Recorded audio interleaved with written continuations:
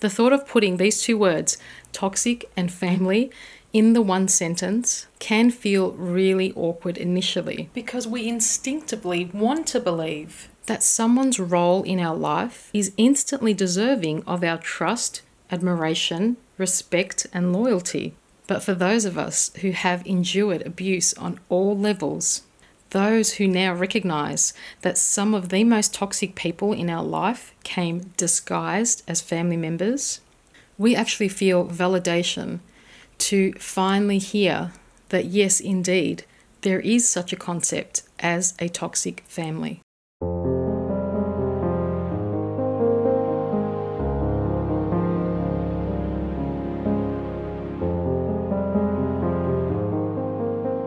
I'm going to talk about yet another confronting concept that may trigger a bit of discomfort, guilt, or awkwardness. And that is the concept of what is the number one red flag of a toxic family.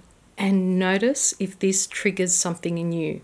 The reason why I'm saying this is because if we get triggered by hearing certain concepts, it may activate old programs that want to defend us from hearing this truth. They are shame, guilt, and fear-based programs that we've inherited from our dysfunctional families that have been indoctrinated so we can continue repeating a dysfunctional way of thinking and feeling. An emotional trigger just means to notice something. It's asking you for loving attention. So don't judge yourself. Don't label it as bad. Just see what comes up.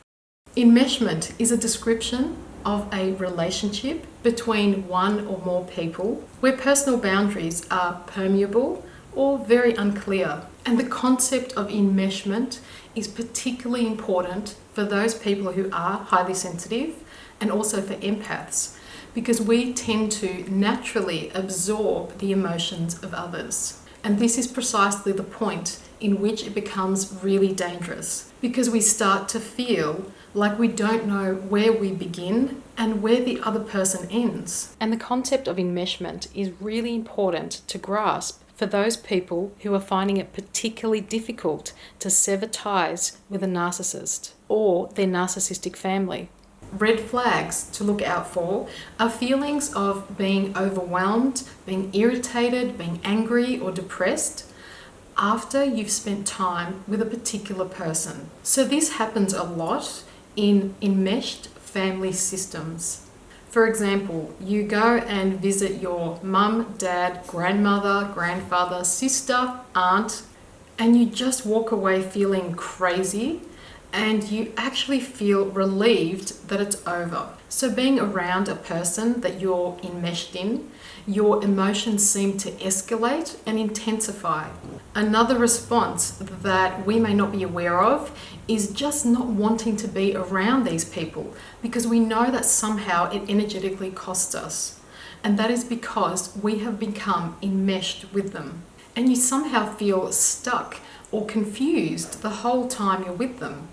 In an enmeshed family, expression of individuality is discouraged, including relationships outside of the family because the parents' needs are a number one priority. And in enmeshed families, the parents are dependent on their children to make them happy. And this may or may not be expressed outwardly, but it may be implied. So there are unspoken rules to adhere to, and guilt will be used to keep family members in line.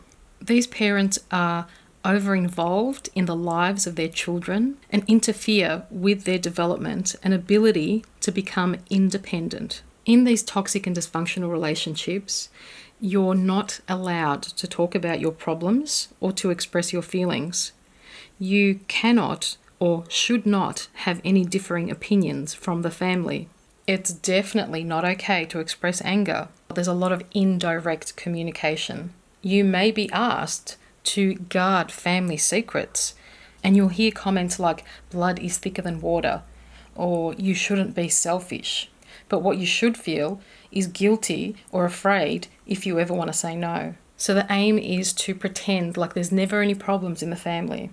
And you'll notice that the parents are all about do as I say, but don't do as I do. And enmeshment has also been called psychic incest. And it's been described as a state of cross-generational bonding where a child becomes a surrogate spouse for their mum or dad. And we see this enmeshment often demonstrated by narcissistic mothers who proudly broadcast that they have a special relationship with their son. So these two are enmeshed, and no woman is ever good enough for her little boy, who is a grown adult now. So she will sabotage, poison, and destroy every potential relationship that her adult son might show the slightest interest in. If we are children enmeshed with a parent like this, we will tend to carry our parents' feelings. And these may be the only feelings we know, because our parents' feelings will take over and outweigh our feelings. And this is where the lines blur, and we find it extremely difficult to differentiate and to set healthy boundaries, because this is a dysfunctional pattern that has been passed down through the generations. And there's various degrees of enmeshment. Family members tend to get really cold and distant with each other, and children will often feel lonely and isolated. Members of enmeshed families may long to lead separate lives from their family, and there's very little connection within that family. And that's probably because they're trying to protect themselves from being invaded, overtaken, and controlled by the emotions of others within that enmeshed family. See, within healthy families, differences are allowed, whereas in enmeshed families, children are expected to conform to their parents' expectation of them. And enmeshed families and enmeshed relationships tend to have spoken and unspoken rules that often still control children that are now adults. So enmeshed families will not support differentiation, and they will cut their support with any family member who doesn't continue to comply with their rigid rules and methods of control. So enmeshment is definitely a sign of toxic behaviour that isn't conducive of any healthy relationship. And children raised by narcissistic parents are often enmeshed and or neglected. So these are narcissistic parenting styles that are also used in families where one of the parents is an addict or an alcoholic. In enmeshed families, it's all about control. Implementation of tactics such as using a lot of fear, threats, and intimidation is common in enmeshed families. So the members don't trust each other. For example, there's a lot of talk about the economy collapsing, the end of the world coming. So there's a lot of catastrophic thinking and discussions about worst case scenarios, which is meant to increase the anxiety and the fear. So there's a propagation of this shared paranoia which bonds us through fear. And most members in an enmeshed family are not even aware of this dynamic. So you might be the only one who feels trapped, like you're held hostage by this family, by the expectations of your parents, and you'll always be targeted as the one who always has a problem with everything. And we end up feeling trapped in the assigned familial roles that they have for us. And that is of the hero, of the scapegoat, or the invisible child, terms which I'm sure a lot of people are familiar with. So it's quite a toxic environment that disables us to find out who we are as individuals, and it stunts the development of our personality. And toxic people that we become enmeshed with tend to micromanage our lives. They'll have a tendency to share inappropriate information that you previously shared in discretion with them, or withhold information or keep secrets as a way to control and manipulate relationships. They may justify violating your boundaries by saying things like, "I'm your mother, so I know what's best for you," or other versions similar to that, often used by enmeshed family members, is when they say things like, "You don't know what's good for you, you're lucky to have someone like me in your life." So by using these type of terms, they guilt you and they manipulate you into making the choices that they feel are right for you. And in this way, they begin to fuse with you, and then you almost become like an extension of them. You are no longer an individual with your own preferences and needs or opinions. Other comments that could indicate enmeshment are things like, "You complete me," or "I can't live without you." So in a really manipulative way, they could be wanting you to take responsibility for how they feel. So basically, you are responsible for making them feel so good, and God help you if you stop making them happy. So this basically encourages us to become a people pleaser. It's really interesting to observe that enmeshed families actually discourage personal boundaries. Other methods of control in enmeshed families are passive-aggressive behaviours. There's a lot of indirect communication, so there'll be messages passed between family members. And there's a lot of buried resentment because of all the guilt and shaming and suppression. So it's not surprising that enmeshment manifests in addictions, depression, eating disorders, anxiety, and other compulsive behaviours.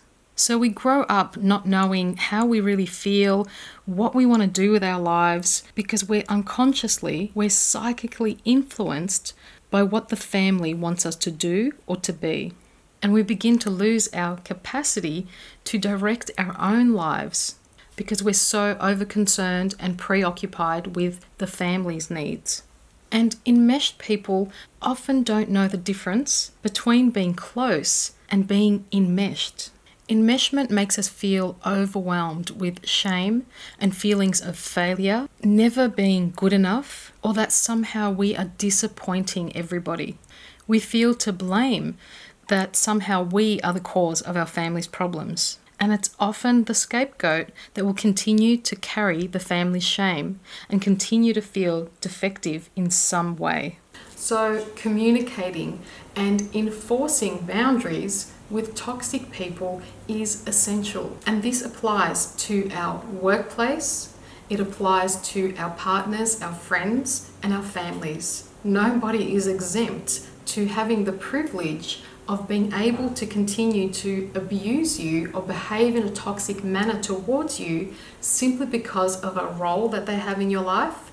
And I think most of us do recognize toxic behavior when it occurs.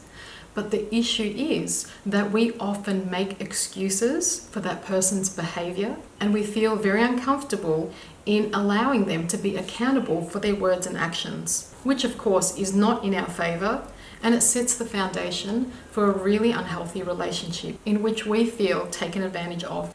So a couple of really good questions to ask yourself is, can I differentiate between my emotions and the emotional state of my mother, father, son, daughter, brother, sister? The second question to ask yourself is, do I have a need to rescue someone from their emotions? Or can I allow them to experience whatever is appropriate or relevant for them without interfering?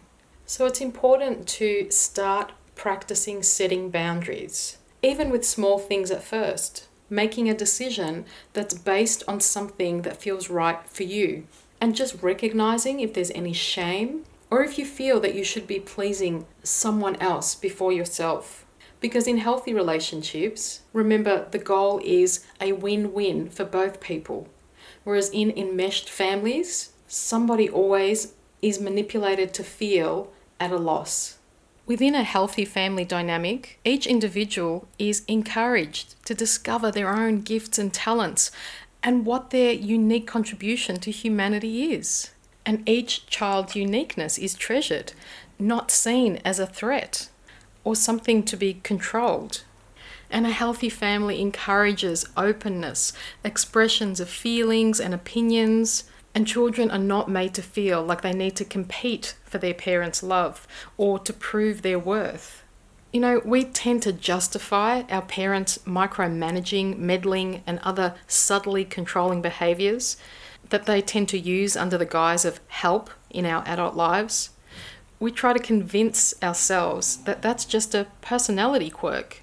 And it often takes us years to confront the fact that our family dynamic may be based more on a punishment-reward system. So many people, and you may be one of them, feel stifled, suffocated by an enmeshed family's toxicity. That you may have had no choice but to cut those toxic ties that bind you to this family's dynamic. You may rather be alone than continuously feel abused, manipulated, or that somehow your self-worth is slowly being eroded by all these interactions. And it's particularly difficult because we feel that void, and it's like we're orphans. We may be related, but we are not in resonance. And so we long to find our own family, one that supports and understands us. And I believe that we can create a tribe that's based on mutual respect and appreciation of each other's differences. And instead of living with this profound sense of loss, we can now choose to adopt surrogate mothers, fathers, brothers and sisters who have demonstrated a loving attitude towards us, who are willing to evolve together with us, so we can get past these dysfunctional dynamics that we have all inherited to one degree or another. And let's remind each other not to get stuck in blame or self-pity, grieving for how things should have been, and let's instead demonstrate how things can be. So I'll talk about these topics in my book and in future videos, and offer more practical advice of how you can better navigate these really challenging situations. Thanks for watching, and see you in the next video.